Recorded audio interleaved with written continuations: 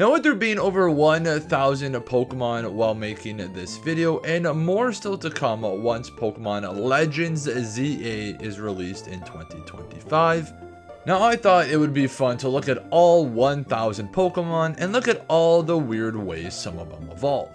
Now, we're not going to talk about trait evolutions like Haunter, because realistically that's not very weird. But guys, make sure to sit back, relax, hit that subscribe button down below, join the Discord to stay in touch with everything on all of my channels, and let's get into it.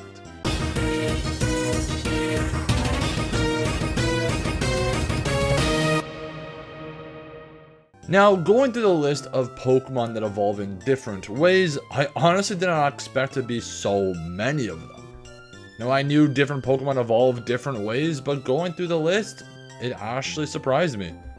Now, to start off this list, we are gonna go with the very easy one that probably everyone already knows about.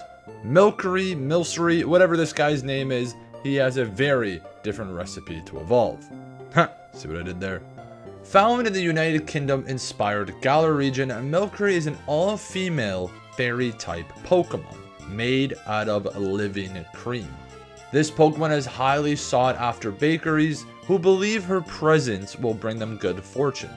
When she evolves into Alcremie, she enjoys treating trainers who earn her trust to treats and berries and cream. Now, evolving Milcery to Alcremie is simple, but also complicated. Now, first off, you have to give it a sweet item to hold, then spin it in place. Now, the challenge comes from the customization options, as there are 7 different sweets, and spinning process results in 9 different flavors based on the time of day and the direction of the spin and the time spent spinning. Yeah, I know, saying that already gives me a headache. So this means there are 70 different types of Alcremie combinations. Now, it's like making a cake with 20 different types of recipe books and coming out with something different every single time. Now, evolving Milcery sounds very simple, but to get to the right Alcremie that you want is very, very complicated. And it also takes a lot of trial and error. Now, we're going to keep it here in the Galar region and talk about Runerigus. First appearing in the ruins of the Unovan Desert, the ghost-type Yamask was said to be created from the spirits of ancient humans, and carried around masks that represented their faces. Now, in Galar, a subspecies of Yamask exists that carries around a broken fragment of clay tablets.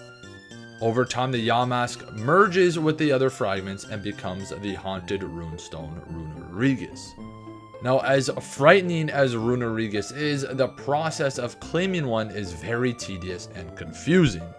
If you thought Alcremie was confusing, wait till you hear this one. A Yamask first must suffer at least 49 points of damage in a fight without being knocked out. And then it must be taken underneath a special stone bridge located in Galar's wild area. The process is reminiscent of a funeral procession to an ancient burial site, which kind of makes sense and brilliant with Runerigus' runestone inspiration. It's a little bit confusing, especially since the stone bridge is unmarked. Most players, I believe, would have to go to a YouTube tutorial to try and find the location of this bridge. But to also get Yamask to at least 49 points of damage in a fight without being knocked out is not an easy task, because Yamask is not a powerful Pokemon and can knocked out very easily. I just realized I don't know why I didn't go in order by each generation, so let's just start with Johto going up. In my notes, I just had everything written down for the newer generations, but let's start all the way back and make our way up once again. Sorry about that, guys. Anyway, speaking of Johto, there are a lot of baby Pokemon in this generation, so obviously you have a lot of Pokemon evolving from happiness. But that's not too weird when evolving Pokemon. You know, you do have tricky evolutions like Eevee evolving with high happiness, trying to either get it to Espeon or Umbreon depending the time of day you're at. Now, I also did realize when going through the list of Johto, a lot of these Pokemon got either new forms or new evolutions down the line. And for example, we have Dunsparce finally getting a new evolution in Scarlet and Violet. And I'm talking about the Dunsparce. Now, to evolve Dunsparce, he has to learn Hyperdrill. But the tricky thing is, he has 2 forms. One, a 2-segment form, the Dunsparce, or a very rare 3-segment form. Now I remember I even did evolve him once and I ended up getting the 2-segment. Let me know in the comments if you ever got the 3-segment form of the Dunsparce. Another evolution like that is Stantler, where you have to use Size Shield Bash 20 times in Agile style to evolve him into Wordeer. Now moving on to Tyrogue. Once Tyrogue hits level 20, he has 3 different evolutions. If your attack stats are higher than your defense stats, it evolves into Hitmonlee. But if its defense stats are higher than its attack stats, you get Hitmonchan. Now one of the harder ones to evolve it to is Hitmontop, because its attack stats has to be equal to its defense stats. So it's going to be very hard to get a Hitmontop. Next we move on to Hoenn. Told you now I was going to be going in order. Now, Silcoon and Cascoon aren't hard evolutions, but I kind of want to add them on the list because it's always going to be a random evolution depending on their personality. With Wurmple, you can either get Silcoon or Cascoon, and that line will determine if you get Dustox or Beautifly. Next we have Nincada. He technically has 2 evolution lines. Once Nincada reaches level 20, he automatically does evolve into Ninjask. But if you have an empty slot in your party, you not only get Ninjask, but you also get Shedinja in that empty slot. And Shedinja can be very powerful if used right. There is also Nosepass, who once levels up in a magnetic field area, evolves into Probopass. He literally goes through puberty and gains a full out mustache. Now there's also Feebas. Now Feebas back in the day was a very tricky Pokemon to evolve, because the only way to evolve him was to evolve through max beauty. Now when I was a kid, I had no idea how to do that, so I just kept leveling him up and trying to get him high happiness. Sometimes it worked, sometimes it didn't. Now I believe they changed Feebas' evolution. Now if you trade Feebas while he's holding Prism Scale, he evolves into Milotic. Now where was that when I was a kid? Now we move on to Sinnoh. Starting off, we have Burmy, who has 3 different types already to start with. You have the Plant Cloak, the Sandy Cloak, and the Trash Cloak. Now each of these evolve into different forms. Now first off, if you have a male Burmy, once it hits level 20, it evolves right away to Mothim. But if the rest of your Burmys are female, at level 20, if you have the Plant Cloak Burmy, it evolves into Wormadon Plant Cloak. But if you have the Sandy Cloak Burmy at level 20 female, it evolves into Sandy Cloak Wormadon. And again, once you have the level 20 Trash Cloak Burmy, it evolves into Trash Cloak Wormadon. It's already a difficult Pokemon to find in the Sinnoh games, so I don't know why they made their evolution so much more complicated. Now another interesting Pokemon is Mantine. When Mantike was introduced in Generation 4, he evolves into Mantine. You must have a Remoraid in your party and level up Mantike, thus creating Mantine. I kinda understand this evolution because a Mantine always has a Remoraid underneath his arm. Now I want to throw in Vespiquen because the only way to get her is to have a Combee who's a female and get it to level 21. If you have a male Combee, you're basically wasting your time. Yanmega, Licky, Tangrowth, and Mamoswine.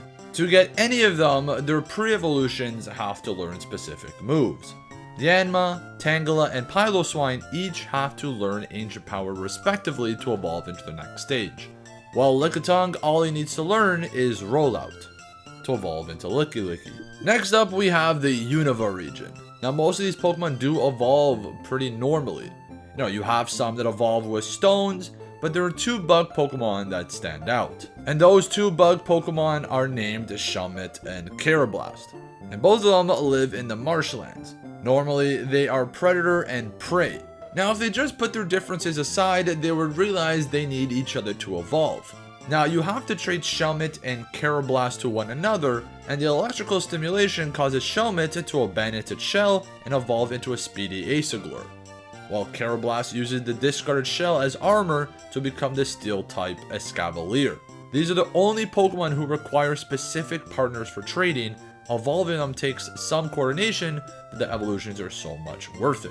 Now we move into Kalos, and starting us off is Pancham evolving into Pangoro. Now to do that, Pancham has to reach level 32, while you also have a Dark-type Pokemon in the party.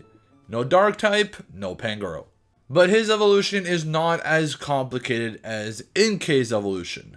Once Inkay hits level 30, you have to turn your console upside down, and that way it can evolve into Malamar.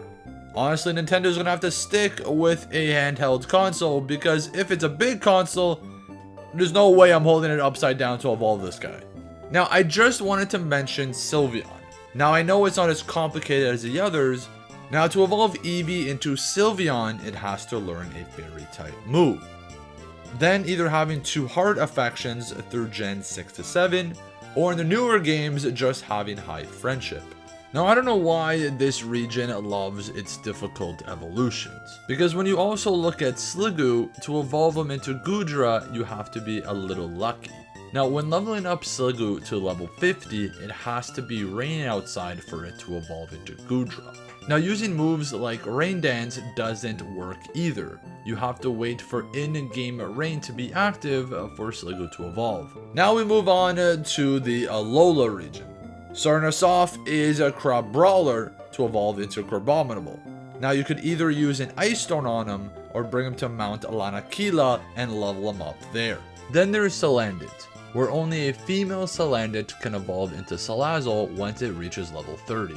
A male Salandit does not evolve. This is basically the same situation with Combee and Vespiquen. Now, a very complicated Pokemon to evolve, not only the Alola region, but most of Pokemon, is a Meltan to Melmetal. Now, the only way to evolve them is through your Pokemon Go app game. You have to get around 400 Meltan candies to evolve them into Melmetal. So with no app, no Melmetal for you. And now we're back to Galar. Now, Sinistea has to evolve when being exposed to either a cracked pot or a chipped pot, depending on its form. With the Sinistea phony form, that means it lacks the stamp of authenticity. It requires a cracked pot to evolve. Then if it's the antique form and has the stamp of authenticity, it requires the chipped pot to evolve. Then there's also Toxel to evolve into either forms of Toxtricity. Toxel, when he reaches level 30, can either evolve into Toxtricity Amp form if his nature is amped, or Toxtricity Low-Key form if his nature is low-key. Now let's continue our adventures in Galar and talk about Applin, the grass and dragon Pokemon. Now, Applin evolves into Flapple if you use a tart apple, and evolves into Appletun if you use a sweet apple. Now, in the new games, Applin does get a new evolution using the syrupy apple, and helps him evolve into Diplin.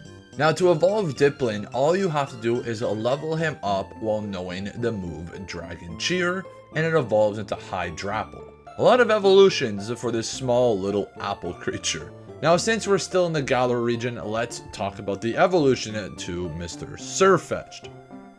An underdog of the original 151, in Galar, Farfetch'd avoided being hunted by training to become skilled warriors, replacing their normal and flying type for pure fighting. Now, only the best Galarian Farfetch'd can evolve into the sword and shield wielding Farfetch'd. Now, acquiring Farfetch'd requires a Galarian Farfetch'd to fight, triumph against impossible odds, and score 3 critical hits in a single battle. Now, there are several ways to do this, such as giving Farfetch'd a leak-held item to hold, which boosts their critical hit ratio. However, it still needs to fight an opponent who can withstand its attacks until it lands a crit. So you're basically going to go on a murder binge just to evolve Mr. Galarian Farfetch'd into Farfetch'd. And to find Pokemon to withstand that big of a hit constantly is a bit difficult. So good luck. Now, even though Duraludon was first introduced in Generation 8, it now has a new evolution called Archelodon. Now, it can only evolve when it's exposed to a hunk of metal alloy. Now, Generation 8 had a bunch of different things going for it. First off was the DLCs, where it introduced Kubfu. Now, Kubfu also has 2 different evolution lines. Now, if you use the Scroll of Darkness or in the Tower of Darkness in Galar, you evolve it to Urshifu Single Strike style, which is a fighting and dark type. Then if you use the Scroll of Waters or in the Tower of Water in Galar, you can evolve it to the Urshifu Rapid Strike style, the fighting and water type. Now, not only did they also introduce the DLCs, but they brought in a Pokemon Legends of Arceus. Scyther using the Black Argites can evolve into Kleavor, and Ursaring can evolve into Ursaluna using the Peat block under a full moon in Legends of Arceus. And that item is not easy to find. Then you have Basculin to evolve into Basculogen. Now if it's a male, it has to receive 294 recoil damage in battle. But if it's a female, it has to receive again 294 recoil damage in battle to evolve into the female form. And this is not easy to do. But another hard one to evolve has become Hisuian Quillfish. And to evolve Hisuian Quillfish, you have to use Barb Barrage 20 times in Strong Style to evolve them into Overquill. Now we have finally arrived into the newest gen Pokemon Scarlet and Violet. Now starting us off, we have Palmo.